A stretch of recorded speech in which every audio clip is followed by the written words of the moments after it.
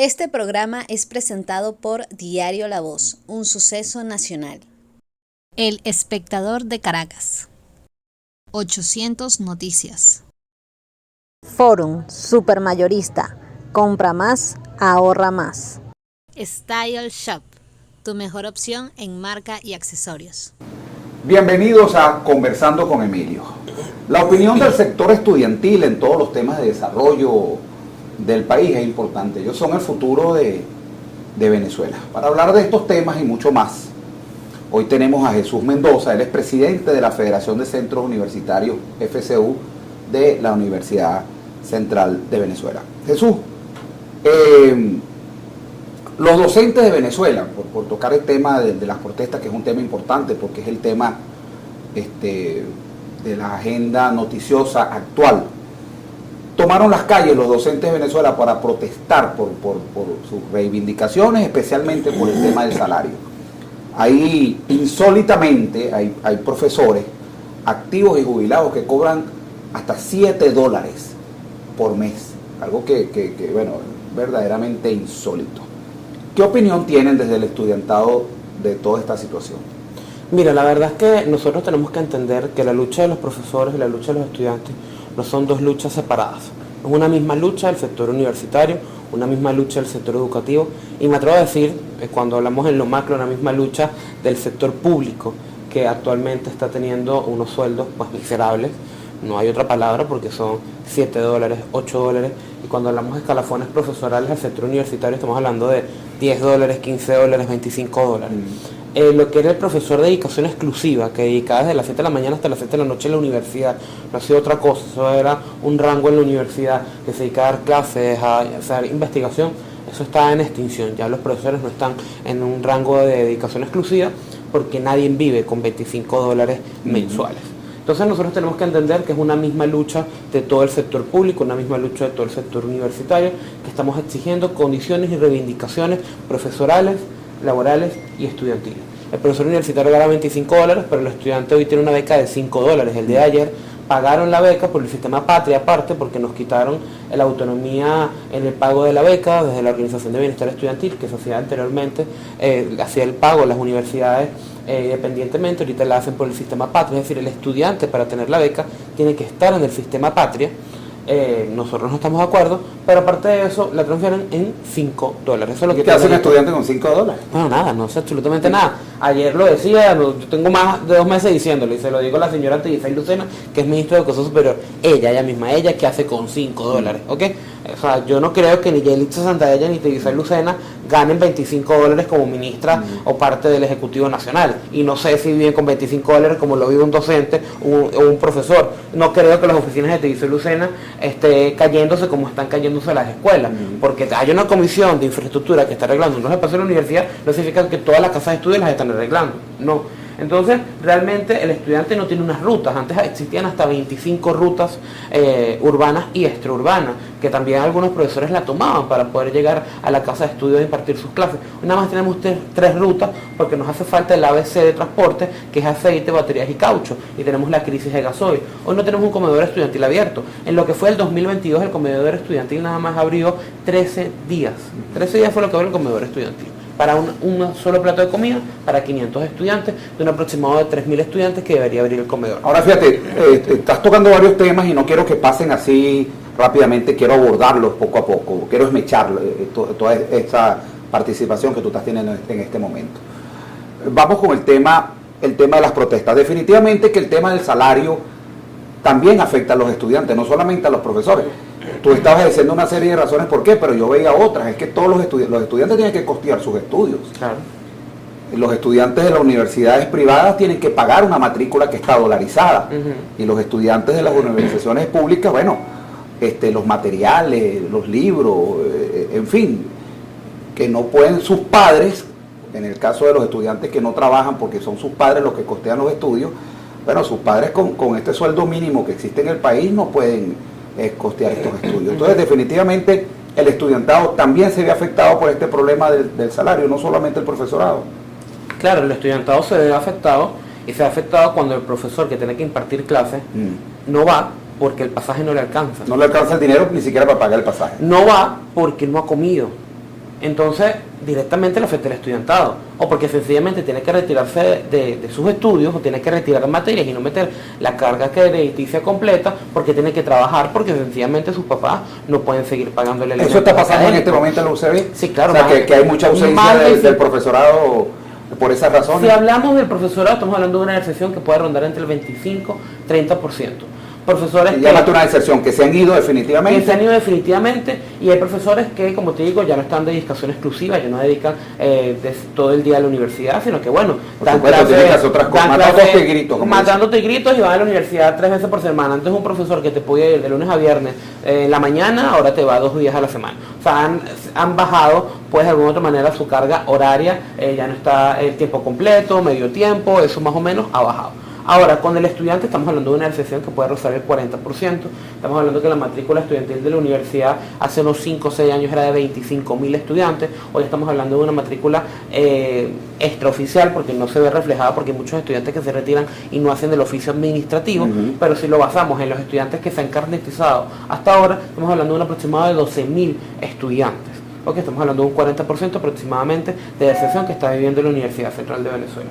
Eso está llevado, y los estudiantes que ahorita están estudiando, que están en la universidad, estamos hablando de que más del 50% trabaja y estudia. Okay, ya no era como antes, de que la mayoría solo estudiaba y había una población pequeña, mediana, que estudiaba y trabajaba. No, ahorita la gran mayoría de los estudiantes, más de la mitad, trabaja y estudia. Eso hace que el estudiante no pueda meter toda su carga horaria. O sea, si tienes que ver en un semestre 8 materias, mete 6, mete 5. Si en un año tienes que ver 10 materias, mete 5, metes 4, porque necesitas sacar tiempo para trabajar, porque si no trabajas, no comes, si no trabajas, no compras los materiales que necesitas para pasar esas materias, si no trabajas, no llevas nada a tu casa, porque los papás de nuestros compañeros tienen la misma crisis salarial que tienen nuestros profesores. Claro. Estamos hablando de que el sector público está alrededor de 6 millones de venezolanos que dependen del erario público. O sea, estamos hablando de que son empleados de ministerio, son empleados públicos. O sea, si tienen una crisis salarial, 6 millones de venezolanos que están percibiendo un mal salario.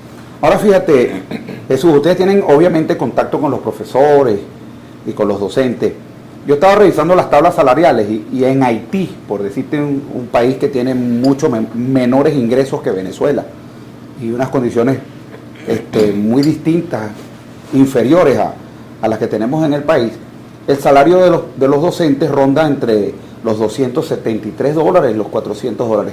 ¿Cuál crees tú, según esas conversaciones que has tenido con los docentes seguramente, y basado en qué debería ser el salario de estos profesionales? Mira, hay una propuesta de la intergremial, está la PUCB, está Finata, Sutra.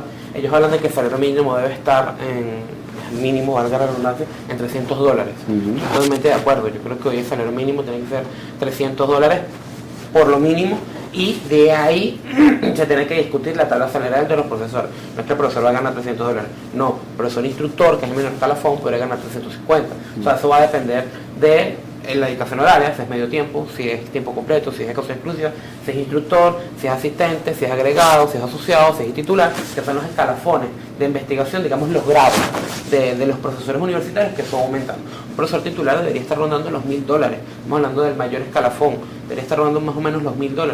Hoy un profesor titular no supera los $100 ni siquiera de sueldo. Entonces, profesor titular es un profesor que tiene más de 20 años de experiencia, que tiene doctorado, que tiene diferentes investigaciones, que le dedica a la universidad un tiempo importante. Es decir, es el mayor escalafón que debería estar ganando un sueldo digamos sustancioso, que debería estar rondando los $1.000 aproximadamente. Ahora fíjate, ahí yo he escuchado esta mañana unas declaraciones de algunos docentes que dicen que el gobierno tiene plata, y ponían casos específicos, que la venta del coltán, por ejemplo, que hace Venezuela, genera dinero para pagar estos sueldos. Pero el gobierno no paga sueldos dignos, el gobierno no paga sueldos dignos no solamente a los maestros, a ningún sector. Hay sectores políticos que dicen que no lo hace para tener a la gente dependiente, para un control social, para tener a la gente dependiente de una bolsa CLAP. ¿Tú crees que es así? Mira, yo soy de los que cree que el modelo económico del Ejecutivo Nacional es un modelo que fracasó, es un modelo que no está funcionando. Soy de los que cree que realmente hoy sí puede haber una crisis económica en Venezuela por los malos salarios, pero la realidad es que yo sí creo que el Estado venezolano, el Ejecutivo, podría hacer unos ajustes salariales de inmediato. O sea, yo te lo digo, yo no entiendo, no me explico por qué Nicolás Maduro no ha salido en una locución a hacer un reajuste de salario. O sea, a mí me parece eso ilógico. A mí no me puede decir un ministro, no me puede venir a decir ningún miembro del Ejecutivo Nacional o del Partido de Gobierno, es que no puedo meter salarios por las sanciones.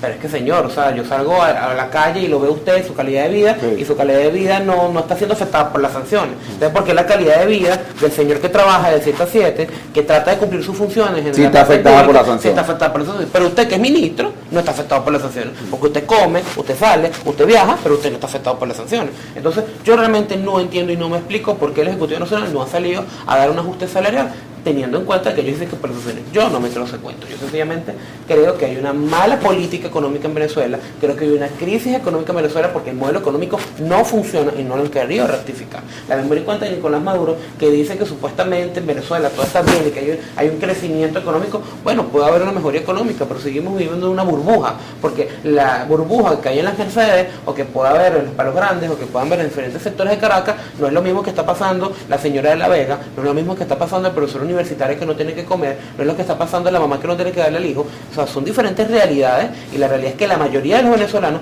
son los que están pasando la crisis, no son los que están viendo el crecimiento económico. Hay estudiantes, Jesús, afectos al gobierno, que están marchando en contra de esto tú seguramente en la universidad tienes contacto con ellos. ¿Cuál es su opinión?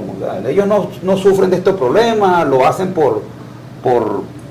porque son amenazados, mira, yo creo que ¿cuáles son las razones porque haya personas que salgan a defender el gobierno cuando es una realidad que el salario mínimo no cubre ninguna cesta básica? No, bueno, van a haber personas que van a defender el partido de gobierno así estén mal. O sea, eso es inentendible, pero bueno, digamos que es su manera de defender o decir las cosas que uno no las puede entender. Ahora, yo sí soy de los que cree que las protestas que se han dado en los últimos días han salido un sector oficialista.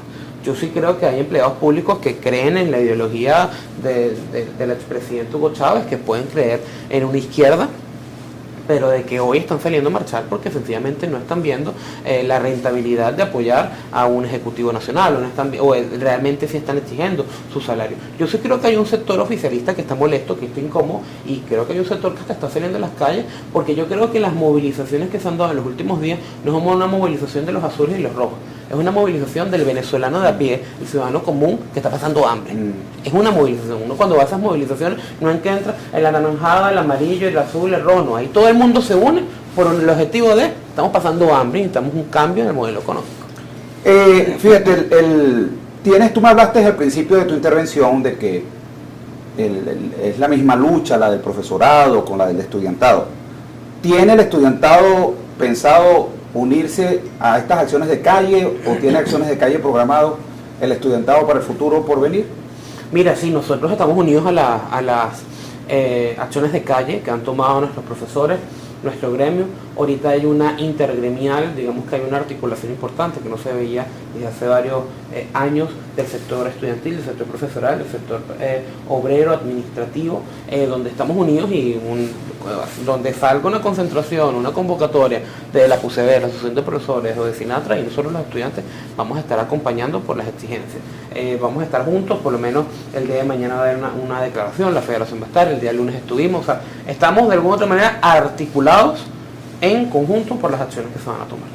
Vamos a ir a un corte de publicidad, Jesús, y al regreso vamos a conversar sobre las otras cosas que yo te decía que vamos a desmechar el problema.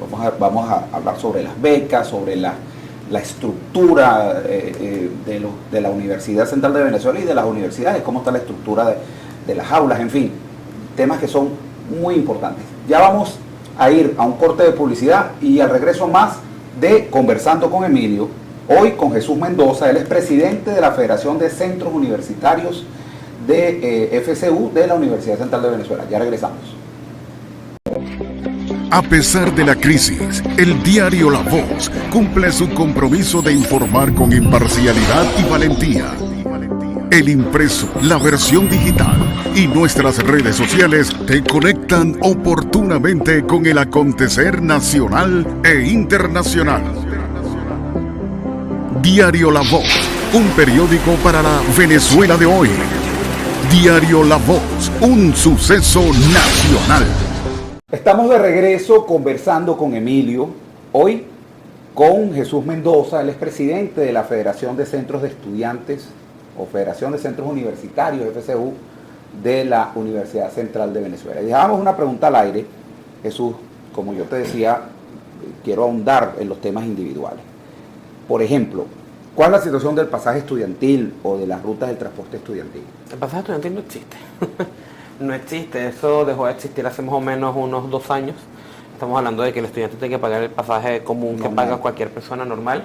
En las rutas de transporte hay una crisis importante en las rutas de transporte. Estamos hablando que antes existían hasta 25 rutas de transporte. ¿Cómo son esas rutas de transporte? Esas rutas de transporte salían de diferentes sectores de Caracas y afuera de Caracas. ¿Autobuses por lo menos dedicados a eran autobuses de la Universidad Central de Venezuela, donde se podían montar pues estudiantes y profesores. También se montaban algunos personal administrativo sin problema. Y eran rutas que salían de los Valles del Tuy, de Guarenas Guatire, de La Guaira, de Valencia, teníamos, salían de diferentes zonas de Caracas, del este, del oeste. Una ruta diaria. Una ruta diaria que salía todo en la mañana y en la tarde, de que pues la ida de los estudiantes y el retorno de los estudiantes.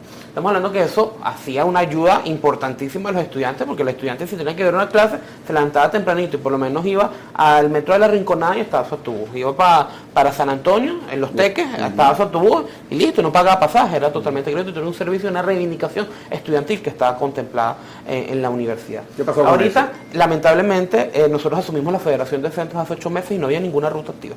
Ninguna. O sea, llegó un momento en que la Dirección de Transporte no tenía ninguna ruta activa. ¿Eso es culpa de quién?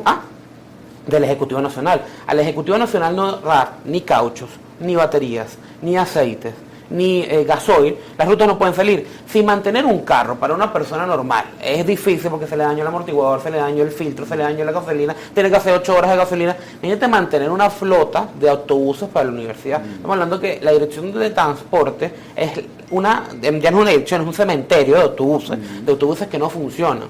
Entonces, hace más o menos 2 meses, la comisión del Ejecutivo Nacional, que está arreglando los espacios, abordó la Dirección de Transporte, está arreglando el tema de infraestructura, ha tratado de recuperar algunos autobuses. Nosotros donamos una batería a la Dirección de Transporte y se han reactivado 3 rutas: la ruta de Catia, la ruta de Caricuao y la ruta de la Rinconada. Son solo 3 rutas que en este momento van activas, que se van a activar la semana que viene. Se activaron a finales de año, se van a activar otra vez en este reinicio de periodo académico la semana que viene. Son rutas que salen a las 6:50 de la mañana y que a las 2 de la tarde está para el retorno. Son 3 rutas nada más de 25 que habían antes. Esperemos que consigamos más donaciones por parte de la Federación y que el Ejecutivo Nacional le pueda dar más insumos a la Dirección de Transporte para tener todas las rutas habilitadas, porque realmente eso es una ayuda gigantesca y no solo es una ayuda, es una cosa que nos toca por derecho y por reivindicación estudiantil. Otra ayuda importante sería el comedor. ¿Cuál es la situación del comedor en este momento? El comedor estudiantil tiene un problema de Comedor pasó por una fase de arreglos por parte de la Comisión del Ejecutivo Nacional, lo arreglaron y al terminar el arreglo del comedor había un problema de que era el insumo proteico, que ha sido el problema que ha tenido el comedor durante los últimos años. El Ejecutivo Nacional no da el insumo proteico a la universidad. El Ejecutivo Nacional lo que le da a la universidad, el Ministerio de Educación Superior, le da las bolsas CLAP, estas CLAP que nos llegan a nuestra casa, que tengan puro carbohidrato. Al comedor le llegan pues bastantes bolsas, un número bastante importante, pero eso lo que tiene es harina, aceite, pasta, arroz. Entonces tú le vas al estudiante que una pasta sola, un arroz solo, o una arepa sola, tú no le puedes dar eso al estudiante como tal. Tú tienes que tener al estudiante un carbohidrato y una proteína. El gran problema es que el Ejecutivo ha tenido muchos problemas en darnos la proteína, el pollo, la carne, el pescado. El año pasado se abrió el comedor universitario durante 13 días. El día del menú del Día del Estudiante Universitario, que es tradicional, que fue por ingresos propios de la universidad. Fue en noviembre. En noviembre, el 21 de noviembre, se abrió durante una semana por una donación de pollo que conseguimos nosotros, la federación. Se abrió la semana siguiente porque el Ejecutivo llegó con pollo, y el día del almuerzo navideño que fue por ingresos propios de la universidad. Ya, listo. No se sabe si este año o qué fecha este año va a abrir, porque no sabemos cuándo va a llegar el insumo proteico. Además, nada más se estaban sirviendo 500 bandejas de comida, pero la universidad que tiene una población de 12.000. Es verdad, los 12.000 estudiantes no van todos los días, pero estamos hablando que necesitamos un comedor con 2 comidas por lo menos diarias, desayuno y almuerzo. La cena, la universidad después de las 3 de la tarde queda sola realmente, pero necesitamos desayuno y almuerzo, por lo menos 3.000 comidas. Por lo menos 3.000 comidas necesitamos. El año pasado, esos días se abrió nada más para una sola comida, almuerzo para 500 bandejas, que era lo que alcanzaba. Y obviamente este año esperemos que se pueda dar la apertura del comedor de nuevo, que se pueda abrir para más de 500 comensales y que bueno, que llegue el insumo proteico por parte del Ejecutivo Nacional. ¿Cuál es la situación de la infraestructura? Nosotros estamos muy preocupados y hemos hecho varias denuncias porque por lo menos la infraestructura de los liceos, a nivel de liceo, de escuelas regionales, escuelas nacionales que están en los diferentes municipios, por lo menos del estado Miranda, que las he visto personalmente, es caótica. Ahora, ¿cuál es la situación de la infraestructura de las universidades? Mira, de la UCB y de las otras universidades. Hace un año y medio, el Ejecutivo Nacional, después del colapso del pasillo número 5 de Traenadie y del incendio de la Escuela de Estudios Políticos y Administrativos, que hoy sigue sin sede, el Ejecutivo creó una comisión de reparaciones en la Universidad Central de Venezuela. Sí se han recuperado espacios, decirte que no se han recuperado es mentira, se han recuperado un número importante de edificios, un número importante de espacios, pero todavía falta mucho. Falta el aula magna, falta el pasillo número 5 que colapsó, falta la sede de la Escuela de Estudios Políticos y Administrativos, es decir, faltan muchos espacios por recuperar y hay que decirlo. Ese pasillo número 5 que colapsó lo estaban reparando, separaron. Lo que se hizo fue, no, lo que hicieron fue retirar las losas que colapsaron. Ahorita pues están haciendo un estudio porque está todo el pasillo comprometido y hay unos andamios que están de alguna manera haciendo un sostén de prevención, pero eso es hay que hacer un trabajo bastante minucioso para recuperar ese pasillo. El aula magna comenzaron los trabajos hace poco. Recordemos que los estudiantes hoy, los UCBistas, se gradúan en la Plaza Cubierta, no en el aula magna. El aula magna tiene más de 2 años cerrada, sin funcionar, problemas de aire acondicionado, problemas bastante graves, y la Comisión Presidencial abordó el aula magna hace más o menos 2 meses, comenzaron a abordarlo. Entonces, todavía faltan muchísimos espacios, pero esos espacios llegaron a ese estado por la crisis presupuestaria. Un ejecutivo que tiene una universidad aprobándole el 5 o 6% de lo que solicita anualmente. Entonces, claramente no alcanza el presupuesto que dan para hacerle mantenimiento a la universidad y por eso llegó a esas condiciones. Pero todavía faltan muchos arreglos, o sea, año y medio de arreglos no es suficiente para toda la crisis de infraestructura que tiene la universidad. Eso es otro tema importante que seguramente tú lo manejas, tiene que ver con las elecciones de las autoridades y representantes profesorales en la universidad. Creo que hace 15 años fue la última vez que se hicieron elecciones. ¿Cuál es la situación al día de hoy de eso? Sí, en julio de este año en mayo se cumplen 15 años de las últimas elecciones de autoridades, en julio se cumplen 15 años de la juramentación de las actuales autoridades de la universidad, donde, bueno, nada más queda la profesora Cecilia García Arocha, la profesora Amalia del Monte electos, el profesor Bianco murió el año pasado, está la profesora Iniria como vicerectora académica encargada. Estamos hablando de una universidad que necesita una renovación cuanto antes, son 15 años con las mismas autoridades. Se dio una renovación de la representación estudiantil, que tenía 3 años que no se daba hace 8 meses, se dio una renovación de los representantes de los egresados hace 6 meses, que no se da hace 12 años, y se dio una renovación de la Asociación de Profesores, donde salió victorioso el profesor Gregorio, de hace 15 años que no se da esa elección. Faltan los representantes profesorales en los órganos de cogobierno y las autoridades. El Consejo Universitario el día de hoy está discutiendo, muy probablemente salga hoy una fecha de elecciones de autoridades para el mes de abril. Este año, pues muy posiblemente, te digo que un 80% de seguridad que este año vamos a tener, después de 15 años, elecciones de autoridades en la Universidad Central de Venezuela. Tú me hablabas que había una modificación en el reglamento. Sí. ¿Y va a incluir más personas? El Consejo Universitario aprobó un reglamento transitorio para las elecciones de autoridades, dándole derecho al voto a los 5 sectores de la universidad, es decir, egresados, estudiantes, profesores, jubilados y activos.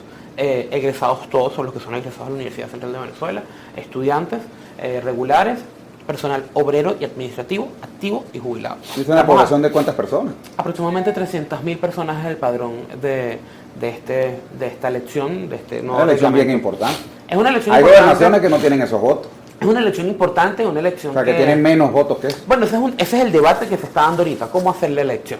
Realmente la Comisión Electoral de la Universidad Central de Venezuela tiene la capacidad de tener un proceso electoral de 300.000 personas. Eso es uno de los mecanismos. La comisión técnica que nombró el Consejo Universitario para evaluar este procedimiento propuso o dio a conocer 3 propuestas. Hacer la elección con el apoyo técnico del CNE, hacer la elección con lectores ópticos, o sea, con punticos y el lector óptico te va leyendo y te va contabilizando, o hacerlo 100% manual. O sea, que la persona vote manual y se haga el conteo manual. Y después se hace manual. Hay que ver, pero es un padrón de 300.000 personas y bueno, va a haber una participación, yo me atrevo a decir que va a haber una participación de más del 50% porque la comunidad universitaria está ávida de participar, está ávida de votar. Son muchos años que no se vota en las autoridades universitarias y mucha gente va a querer votar. El personal obrero administrativo que se le está dando por primera vez en la historia el derecho al voto va a querer votar. Estudiantes que nunca han votado por las autoridades van a querer votar. Profesores que nunca han votado van a querer votar. Es decir, van a haber ganas de votar, van a haber ganas de sufragar y yo me atrevo a decir que va a votar más del 50% de ese padrón. Un mensaje final, Jesús, para todos los estudiantes que te van a ver, que te están viendo en este momento, que te van a ver, porque este programa, les recuerdo, lo vamos a colocar en YouTube, conversando con Emilio, entrevista a Jesús Mendoza, ahí pueden encontrar este y todos los programas. También va a ser titular de abril del diario La Voz mañana y lo van a estar viendo en las televisoras y todos los medios de comunicación que leen las portadas de los periódicos. Un mensaje para todos. Bueno, realmente yo creo que hoy tenemos que entender que no somos el futuro del país, sino que somos el ahora del país. Y es momento de tomar nosotros el rol de alguna manera el rol que nos corresponde, el rol de cambio. Este país necesita un cambio, necesita que los jóvenes tomemos espacios de poder, de decisión, y es el momento de que nosotros nos hagamos sentir, es el momento que nos articulemos para hacernos sentir. De alguna otra manera los jóvenes tenemos mucho poder de influencia y tenemos que ejercerlo.